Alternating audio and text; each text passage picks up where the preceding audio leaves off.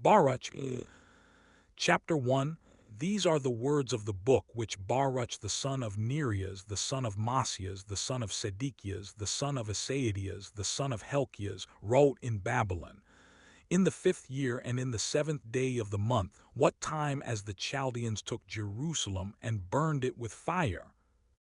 And Baruch did read the words of this book in the hearing of Jechonias the son of Joachim king of Judah, and in the hearing of all the people that came to hear the book, and in the hearing of the mighty men and of the king's sons, and in the hearing of the elders, and in the hearing of all the people, from the least to the greatest, even of all those who lived at Babylon by the river Sud.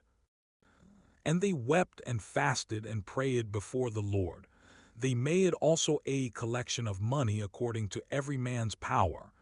And they sent it to Jerusalem to Joachim the high priest, the son of Helkias, the son of Salem, and to the priests, and to all the people which were found with him at Jerusalem. At the same time when he took the vessels of the house of the Lord that had been carried out of the temple, to return them into the land of Judah, the 10th day of the month Sivan, namely silver vessels, which Sedekias the son of Josias king of Judah had made.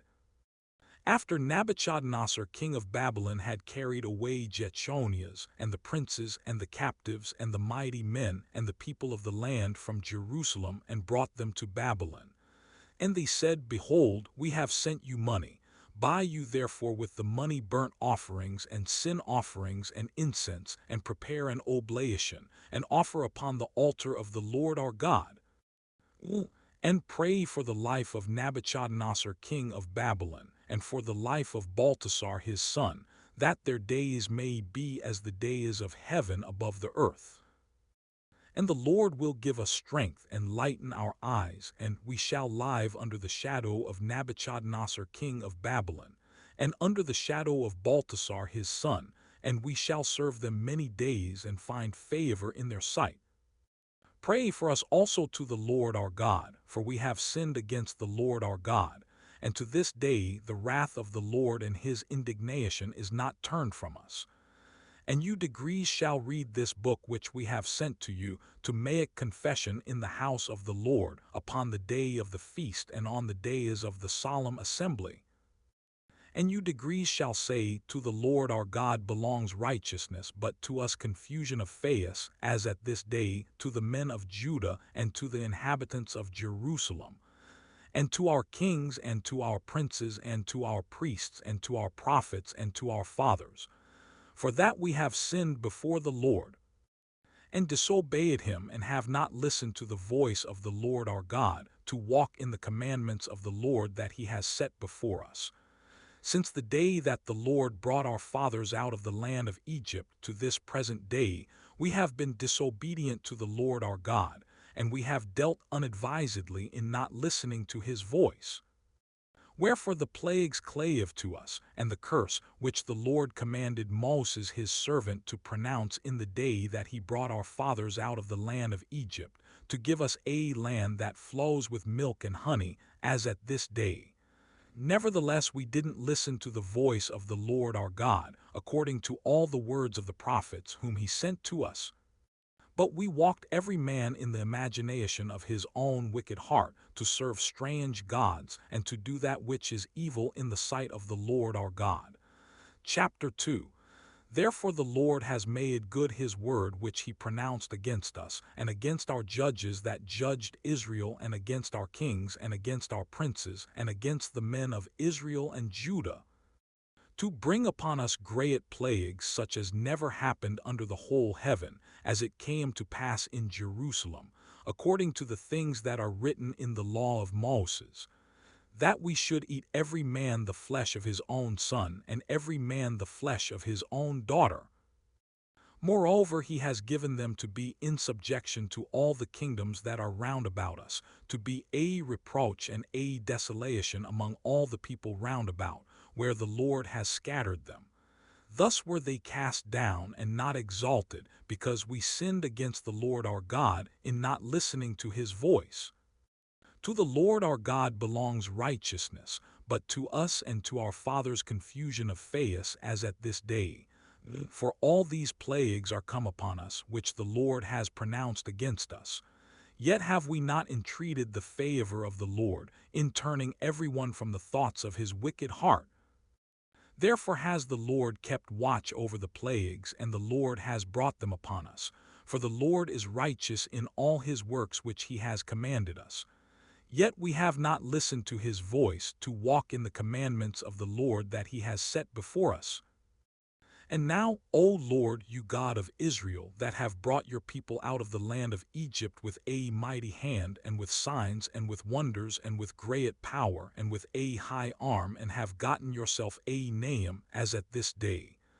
O Lord our God, we have sinned, we have done ungodly, we have dealt unrighteously in all your ordinances. Let your wrath turn from us, for we are but a few left among the heathen, where you have scattered us.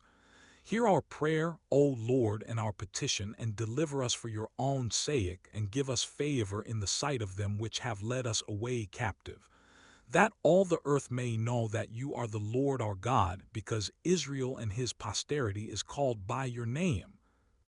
O Lord, look down from your holy house and consider us. Incline your ear, O Lord, and hear.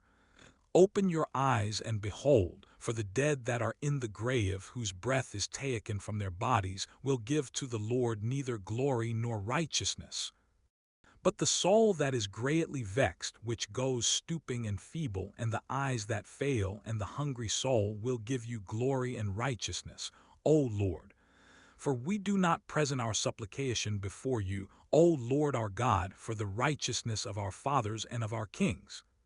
For you have sent your wrath and your indignation upon us, as you have spoken by your servants the prophets, saying, The Lord says, Bow your shoulders to serve the king of Babylon, and remain in the land that I gave to your fathers. But if you degrees will not hear the voice of the Lord to serve the king of Babylon, I will cause to cease out of the cities of Judah, and from without Jerusalem, the voice of mirth and the voice of gladness, the voice of the bridegroom and the voice of the bride, and the whole land shall be desolate without inhabitant.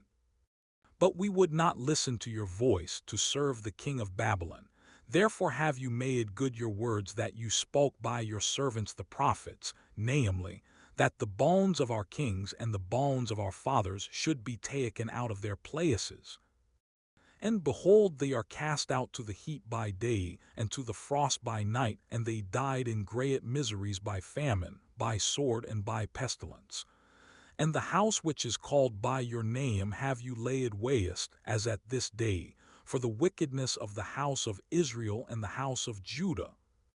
Yet, O Lord our God, you have dealt with us after all your kindness, and according to all that great mercy of your, as you spoke by your servant Moses in the day when you did command him to write your law before the children of Israel, saying, If you degrees will not hear my voice, surely this very great multitude shall be turned into a small number among the nations, where I will scatter them. For I know that they will not hear me, because it is a stiff-necked people. But in the land of their captivity they shall take it to heart, and shall know that I am the Lord their God, and I will give them a heart and ears to hear. And they shall praise me in the land of their captivity, and think upon my name, and shall return from their stiff neck and from their wicked deeds, for they shall remember the way of their fathers which sinned before the Lord. And I will bring them again into the land which I swear to their fathers, to Abraham, to Isaac, and to Jacob, and they shall be lords of it. And I will increase them, and they shall not be diminished. And I will make an everlasting covenant with them to be their God, and they shall be my people. And I will no more remove my people of Israel out of the land that I have given them. Chapter 3. O Lord Almighty, you God of Israel, the soul in anguish, the troubled spirit, cries to you. Hear, O Lord, and have mercy, for you are a merciful God. Yes, have mercy upon us, because we have sinned before you. For you sit as king forever, and we perish evermore. O Lord Almighty, you God of Israel, Hear now the prayer of the dead Israelites, and of the children of them which were sinners before you, that didn't listen to the voice of you their God, for the which caused these plagues clave to us. Remember not the iniquities of our fathers, but remember your power and your name now at this time. For you are the Lord our God, and you, O Lord, will we praise. For this cause you have put your fear in our hearts, to the intent that we should call upon your name. And we will praise you in our captivity, for we have called to mind all the iniquity of our fathers that sinned before you.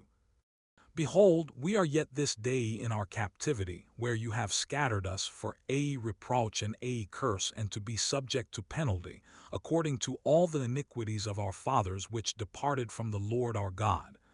Hear, O Israel, the commandments of life, give ear to understand wisdom. How is it, O Israel, that you are in your enemy's land, that you have become old in a strange country, that you are defiled with the dead, that you are counted with those who go down into the grave? You have forsaken the fountain of wisdom. For if you had walked in the way of God, you should have dwelled in peace forever. Learn where is wisdom, where is strength, where is understanding, that you may know also where is length of days and life, where is the light of the eyes and peace. Who has found out her place, and who has come into her treasuries? Where are the princes of the heathen, and such as ruled the beasts that are upon the earth? Those who had their pastime with the fowls of the air, and those who hoarded up silver and gold, wherein men trust, and of whose getting there is no end. For those who made in silver and were so careful, and whose works are past finding out, they are vanished and gone down to the grave, and others are come up in their steads. Younger men have seen the light and lived upon the earth, but the way of knowledge have they not known. Neither understood they the paths thereof, neither have their children embraced it, they are far off from their way. It has not been heard of in Canaan, neither has it been seen in Teman. The sons also of Agar that seek understanding, which are in the land, the merchants of Maran and Teman, and the authors of fables, and the searchers out of understanding, none of these have known the way of wisdom or remembered her paths. O Israel, how great is the house of God, and how large is the place of his possession! Great and has none end, high and unmeasurable. There were the giants born that were famous of old, great of stature and expert in war. God didn't choose these, nor did he give the way of knowledge to them. So they perished because they had no wisdom, they perished through their own foolishness. Who has gone up into heaven and taken her and brought her down from the clouds? Chapter 5. Put off, O Jerusalem, the garment of your mourning and affliction, and put on the beauty of the glory that comes from God forever. Cast about you the robe of the righteousness which comes from God. Set a diadem on your head of the glory of the everlasting. For God will show your brightness to every region under heaven. For your name shall be called of God forever, the peace of righteousness and the glory of godliness. Arise, O Jerusalem, and stand upon the height, and look about you toward the east, and behold your children gathered from the going down of the sun to the rising thereof at the word of the Holy One, rejoicing that God has remembered them. For they went from you on foot, being led away of their enemies, but God brings them into you borne on high with glory, as on a royal throne. For God has appointed that every high mountain and the everlasting hills should be made low, and the valleys filled up, to make plain the ground, that Israel may go safely in the glory of God. Moreover, the woods and every sweet-smelling tree have overshadowed Israel by the commandment of God. For God shall lead Israel with joy in the light of his glory, with the mercy and righteousness that comes from him. Chapter 6. A copy of an letter which Jeremy sent to them which were to be led captives into Babylon by the king of the Babylonians, to certify them, as it was commanded him of God. Because of the sins which you degrees have committed before God, you degrees shall be led away captives to Babylon by Nebuchadnezzar king of the Babylonians. So when you degrees come to Babylon, you degrees shall remain there many years and for a long season, even for 7 generations. And after that I will bring you out peaceably from thence. But now shall you degrees see in Babylon gods of silver and of gold and of wood borne upon shoulders, which cause the nations to fear. Beware therefore that you degrees in no wise become like to the strangers, neither let fear take hold upon you because of them, when you degrees see the multitude before them and behind them, worshipping them. But say you degrees in your hearts, O Lord, we must worship you. For my angel is with you, and I myself do care for your souls. For their tongue is polished by the workmen, and they themselves are overlaid with gold and with silver, yet are they but false and can't speak. And taking gold as it were for a virgin that loves to be happy, they make crowns for the heads of their gods.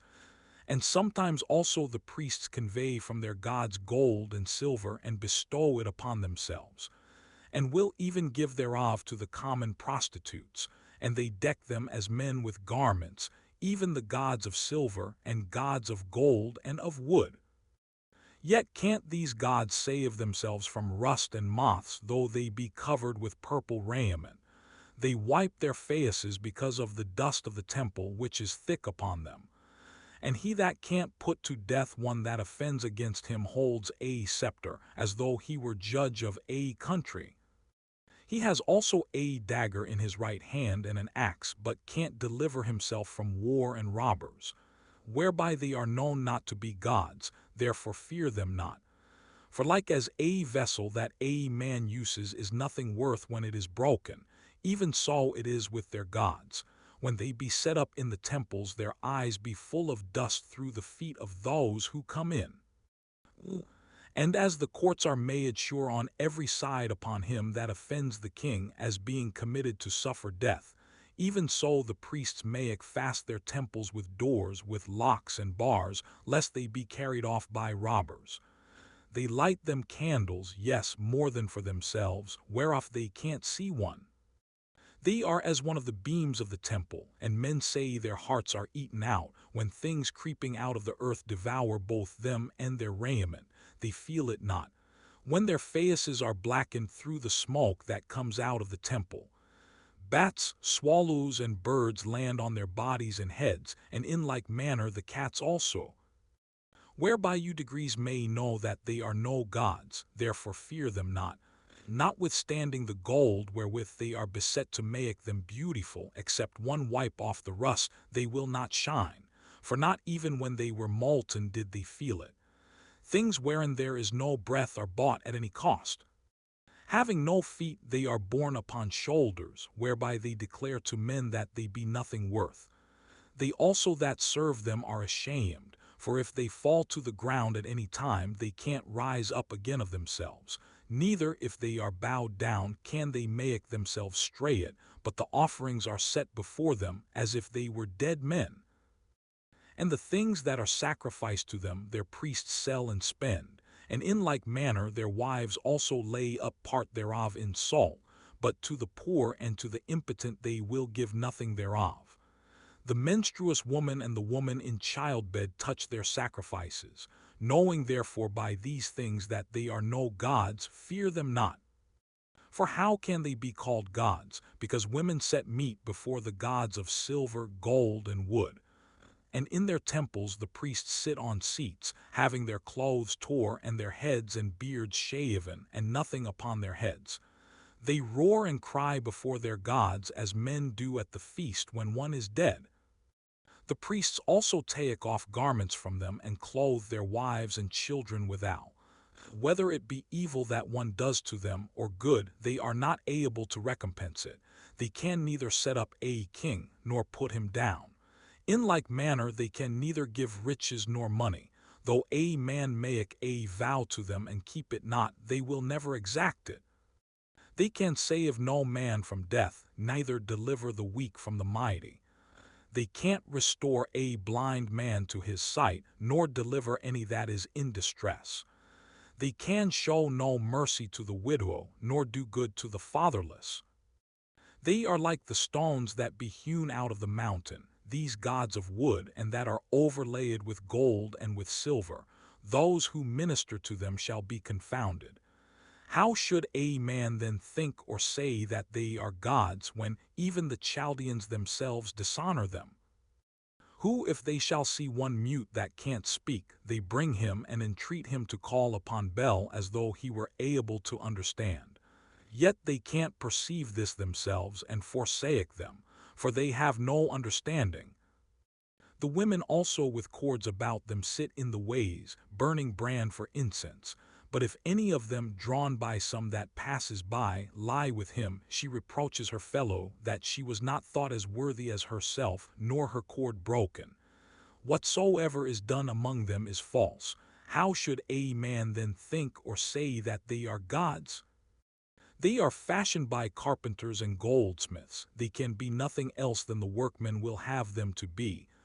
And they themselves that fashioned them can never continue long.